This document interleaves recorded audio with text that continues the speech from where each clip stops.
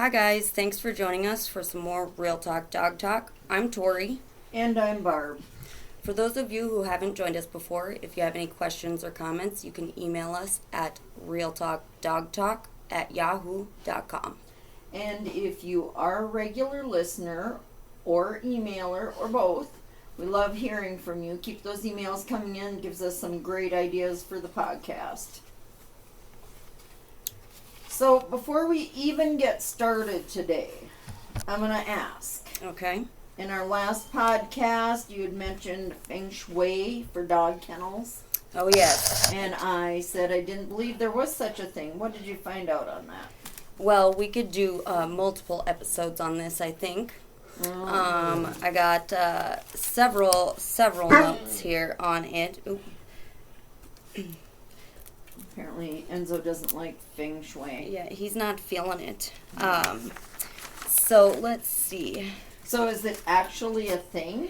It is a thing, and I wrote down the definition of feng shui. Oh, feng shui. There was an enunciation description, so. It is the Chinese art of enhancing the flow of energy or qi throughout the home. It can enhance the elements that deliver health, good luck, wealth, and children while reducing negative energies. I don't know if that means it makes more children. I'm not sure. But that's the definition I found. And there is so much on feng shui just for animals. It's crazy. They have one for in the yard, talking about making sure you're watering the yard consistently, because their urine can cause dead spots from it is high concentrations of nitrogen and salt. Sounds like something you Googled. I did Google it. I had to do a lot of Just Googling. pop that off the top of your head. No. So they, that can create negative feng shui in your yard. Wooden chairs and posts can help balance the yard. Avoid painting the wood. Pebbles and stone tiles are also a natural design element and will enhance the qi. Oh, gee. That's right, yes. So, how about the dog buildings? The dog buildings. So in an area where you're keeping dogs, crates and beds should not be in the mouth of qui. The mouth of what? It's QI, so I'm saying qui. Quaw. Yeah. Qui. Up for interpretation, really. Which means not facing the door, but in a quiet, relaxing area. Guard dogs are the exception for this rule. They don't have feng shui. I don't know why there is an exception, because, it's feng shui. So I thought it kind of applied to all of it. Puppy. Their chi doesn't matter? I guess not. Well, They're too tough. yes. Puppy pads should not be placed in the left area of any doorway. This area is one of the purest of the feng shui Bagua map. So, it corresponds to the knowledge self-development part of the room. So, Now, I don't know why I thought that this would be a quick answer, because this isn't really our topic. it's not. And so this seems to be a very complicated, a topic in its own right. Well, I got 3 pages of notes and I had to stop somewhere. Yeah, we don't need So, all that. We'll no. be here for hours. Hours, yes, but pretty much clean, tidy. There are super detailed things like there's one in there where you should paint a north-facing wall blue type of thing. So they get pretty specific about where you should put things and stuff. What shade of blue? They just said blue. Any blue? Mm-hmm. And dogs should not be around white. It's because it looks like a sanitarium. I don't know. That's what I think, but they said neutral colors. So softer colors. Yes, gray, brown, yellow. Those are some of the colors they suggested. Well, you'll have to paint some rooms in your house yellow. You know how much I love yellow. Favorite color. Yes. Anyhow, so really what our topic is today is when to spay and neuter. Which in and of itself, there's a few, kind of subtopics to that, but we get a lot of questions. Even like if you folks out there have bought a purebred dog, everybody should get their contracts out and look to see if there is a spay neuter clause in there. Yes. A lot of times there are, right? If they're a legitimate breeder and they're not selling them for, a breeding purpose, there should be a clause in there that says that they have to be spayed or neutered by a certain age. I know with Primo Corso kennels, it states 6 months. I've had a lot of people call and question me on that. We'll get into that later. But some breeders won't even give you the puppy's paperwork for registering with the ICCF or AKC or whoever, whatever breed you have. They won't even give you the paperwork for them until they have proof from the vet that the dog has been fixed.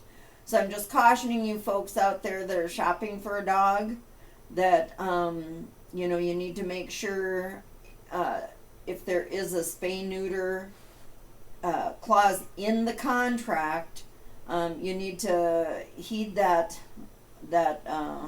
agreement, because that can null and void the rest of the contract. Which means other like health clauses and things like that, right? They won't follow. They don't have. If you don't follow through on your part of the contract, they aren't going to follow through on their part. Yeah. So that's just a little buyer beware on the spay and neuter contracts, or spay and neuter clause in the contracts for purchasing a dog. But that's where we get a lot of the questions from, is people who are do have a contract where they are looking at when to do it and making sure that they're abiding by those contracts. But the thing is that it goes much deeper. You actually need to look at when to spay or neuter your dogs.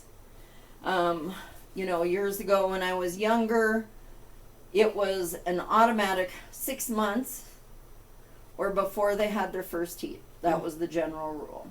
Yep. I've heard that rule. And that isn't the correct rule anymore, according to a few different sources. I looked up on the internet, let's see, who was this through? I'm trying to find, did I not write it down? Oh, it's according to Pet Helpful. Okay. I've never heard of that before, but this is their information on it. They do say to spay before the first heat cycle. The thing about spaying too, when they're considerably older, they have higher risk of certain types of health issues, like breast cancer for girls. Maybe that's what we should do. Let's talk about spaying first, and then we can go on to the boys. Yeah. They also increases their chance for something called pyometra. What is that? I don't think I've even heard. I don't know if I've heard of that. Yeah, that is a very common uterine infection, and the longer you wait to get your female spayed, the higher the risk is that they will get that. And there's so many more complications with doing a spay. The cure for pyometra is to take the uterus out to get the infection out. But it's a lot harder on them because they've got an infection going on. So if you're not using a dog for breeding, it's probably better to get it done before they're terribly old. What is there an age range where they usually start their first heat? I'm not sure if I know what that is. Well, for like bigger dogs, it's generally later. Okay. For littler dogs, it's a little sooner.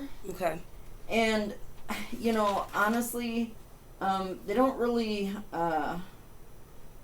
anymore, they don't really give an age. It definitely goes by, the size of dog it is. Okay. Before they, now I'm bouncing on to the neutering, but it's kind of a general age. It says dogs less than 30 pounds, 9 months. Okay. And dogs between 30 and 50 pounds, 12 months. And dogs over 50 pounds, 15 months. Okay. Well, that's much later than I had initially thought. Well, there's a lot of things about, not spaying them too young. The sex hormones actually do a lot. They have a lot of benefits to the dog. So actually the AKC, this is from their website, and I'm going to read it verbatim. Spaying and neutering at an early age may be associated with increased risk of certain health conditions, such as joint disorders, including hip or elbow dysplasia, some cancers, mast cell tumors, and other conditions. And it also talks about the psychological development as well, the skeletal, cardiovascular, and immune system. So, if you're taking that away too young, it's going to have a really big effect on different behaviors. I know there are some vets that actually will spay or neuter a puppy as young as 6 weeks old, and that is if they're over a certain weight. I don't even remember what I read that, and I can't even think what that was, but that's something you can certainly Google. 5 pounds, here it is. 6 weeks, and they have to be over 5 pounds. Which just seems super early. It is. I had one dog many years ago that was in a program. The people I got him from was, if you bring all of the litter in to be fixed, they only charged a small amount, and it had to be before they were let go to their new homes, so that would have been before 8 weeks. Oh, wow. And to the best of my knowledge, the dog was normal. He did, now that I think that, he did have, this was back many, many years ago, he was a yellow lab, and he had bad hips. So, is that because he was neutered so young? I don't know, maybe. But he's gone now, but that's certainly something to think about, a little food for thought there. It's kind of a strange correlation between spaying, neutering, and joint problems. That's interesting. Well, I think that's an example of the, what hormones in your body do. It's not just for sex. It's, affects many areas. Right. But I think anytime you are unsure of the when and the age, and even if you're uncertain about the procedure, that's the time to call your veterinarian and consult with them about it. Get a handle on what they think. Also, it's not really a good idea to spay a dog during a heat cycle. You should either do it before or after. The excessive bleeding can cause some complications during surgery. So you want to plan it around that. And again, check with your vet, see what they're comfortable with. And I think most vets are pretty good about just answering questions if you have them. They'd probably rather have you call and ask than have a situation. Well, my recommendation on that is not to call on a Monday because they're generally super busy after a weekend. Yeah. Then we have some myths about fixing your dog. All right. I always love a good myth. First one, and this is also from who's that? Who are we talking from? Pet Helpful. Pet Same helpful. people. Very helpful. Yeah, this is myths about fixing your dog. It says here the pup will no longer protect the family, totally unrelated to removing hormones. That's not a thing. I don't think I've even heard that one. I have not either. Pups will get fat and lazy. I've heard that. I have heard that as well. Mm-hmm. Puppy will either stay a puppy or revert to puppyhood forever. That could have been the yellow lab I had. Yeah. She never really seemed to grow up. No, not at all. It's expensive. Well, it is an extra expense. There is no doubt there, but if you think in terms of how much a puppy litter costs to raise, take care of, and then you have to get shots on them, and then even just the responsibility of finding them a home, a good home. Yeah. So sometimes it's worth that little extra money to get it taken care of, and you don't have those hassles. Well, and it's awful having to, try and rehome puppies that you weren't expecting. I mean, Yeah. And it is expensive because you got to feed them till they find their home. So. Right. And then the last one they have is she will be sad that she can't have puppies. That's interesting. I'm going to disagree with that one because if they've never had them, I don't think they would know that.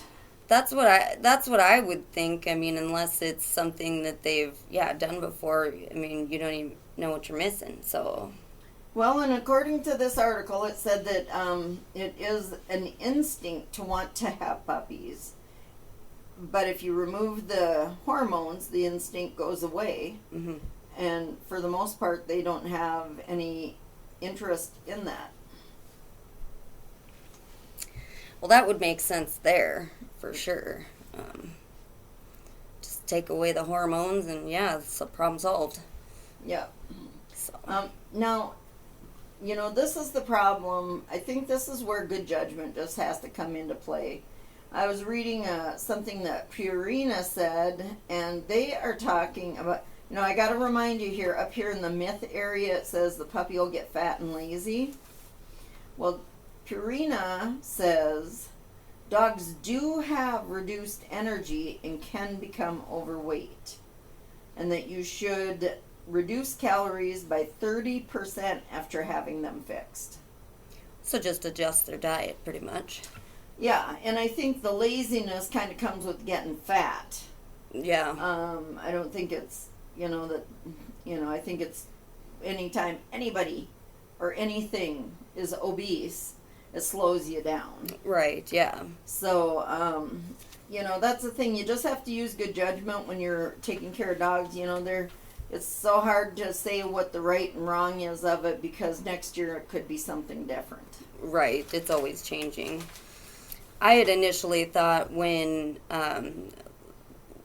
with spaying and neutering, that more specifically with neutering, I guess, that it would affect the size if you did it too early, but I don't think that's correct. No, I don't think it's really a size thing. I think it refers, and I might be wrong, I'd have to Google that more. But I think it's more health issues and growth as in their joints and the joint health, their, everything. The fact that it can affect them as far as having cancer, that's kind of something that I think people really need to be aware of too. So I can't say 150% this is the, correct information. People are putting this information out there as a guide, and you do have to use your best judgment for your dogs. Well, and it is always nice to have that to look at, because if you don't know anything, it is helpful and it gives you a place to start. You can call your vet and ask questions there too. Not everything on the internet is true, but there is a lot of really... I know, it's hard to believe. I know. Yes. But there is a lot of useful stuff out there, so it's not a terrible place to start. We use the internet a lot, so... Yep. When in doubt, Google it. That's right. So I do have lists of pros and cons, and we'll go through it. I don't want to it gets kind of tedious to go through lists, I know. Mm-hmm. But these are pros and cons by your puppy breed, this is a long name, your purebred puppy. That really doesn't sound like a name to me. But the pros of having your dog fixed, with the boys, less marking and leg lifting. And that may be true, but also I've seen girls that mark. I've seen that too, yeah. So I would think that would be a good thing to get under control. Reduces dominance and aggression. I've heard that one. That one, I think that one's true. For sure. Reduces the risk of being attacked by other male dogs. So I guess what that one's basically saying is that if they're neutered, they're not as... much of a threat. Yeah, that's a good way of putting it. And it refocuses your dog's attention. I think what that's referring to is, animals are made to do two things: survive and breed. Right. So I think that's where their focus generally is. So I think it gets them off that kind of thing, and makes them easier to work with as far as training, house manners, things along those lines. Kind of makes me think of Zeus in the yard when the girls are in heat. He just is all over. Oh, he doesn't listen at all. When there's a girl in heat, he is nose to the ground and he won't even come to you. He's just got his head somewhere else. Yep, he's busy. Reduces sexual behavior. That would kind of go with refocusing. It keeps him from chasing females in heat. Oh. So I guess, yes, that's true. And here again, this is a cancer thing. Reduces the risk of prostate disorder. Now, that goes on, back to the girls with the pyometra. Is that what it's called? Yeah. Yeah. Just a type of cancer that you don't want to have to deal with.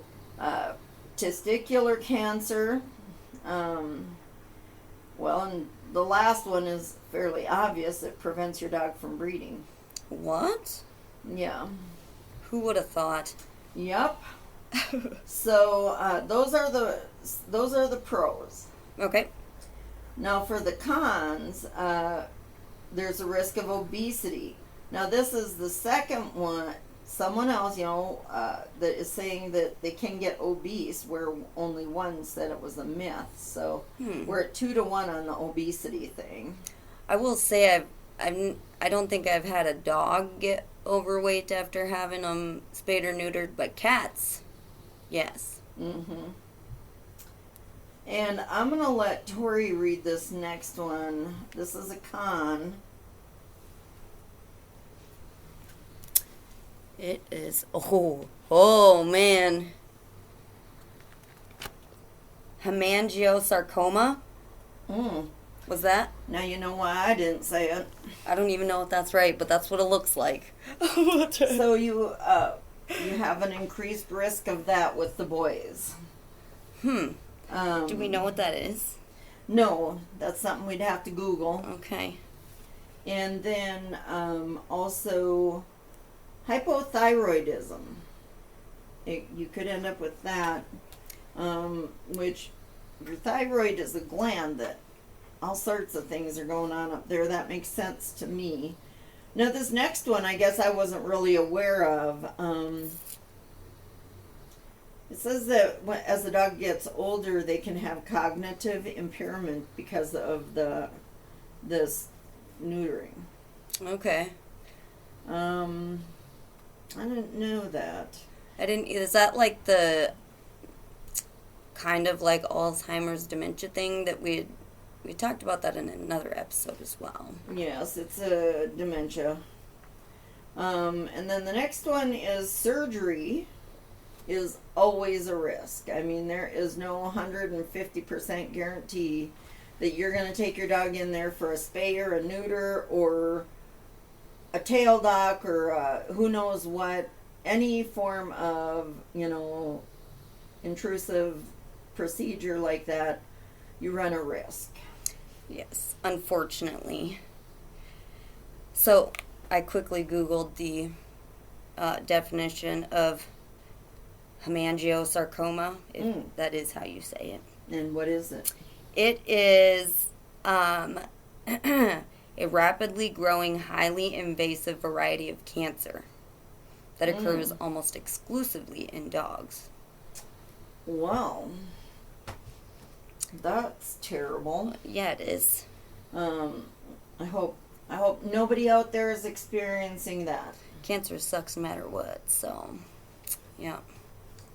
And then the final con of it, and this is according to your purebred puppy, is that if it's done at the wrong age, neutering increases the risk of hip dysplasia, torn ligaments, and bone cancer. Those are just the 3 things she has on there. But the thing is there are other things that can be a negative result of getting your dog fixed. Now, I have to, put this out there. Unless you are a legitimate breeder, I am 150% for spaying and neutering. I think it eliminates some problems, and it sounds like these days you need to talk to your vet. Make sure to do it at the right time. Back in my day, you just did it at 6 months, and that was it, across the board. Nothing more was, really talked about. But there are other issues that, kind of go along with the getting your pets fixed. So always, always, always talk to your vet and do your research. Well, in the animal rescues, in this area, I'm sure all over, so full. They don't really need more puppies from unexpected litters and things like that to have to try and find more homes for just because you didn't feel like doing it. So, well, I think responsible breeders generally don't just keep popping out litters left and right. And also they do have application processes. They don't just, and I'm talking about, good breeders. They don't just go selling dogs left and right and here and there, because those are the dogs that are going to end up in rescues and humane societies and ASPCAs, whatever. As far as just your average dog, it's always best to, in my opinion, have them spayed or neutered to help reduce those risks, and then just educate yourself on the timeline that is best for your breed of dog. Right.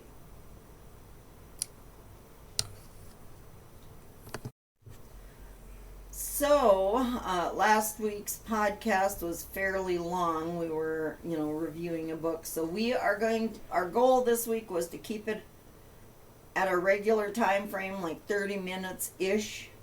So, we just checked our clock, and that is where we're at. So, that is our information on spaying and neuter. Like I say, educate yourself, research, and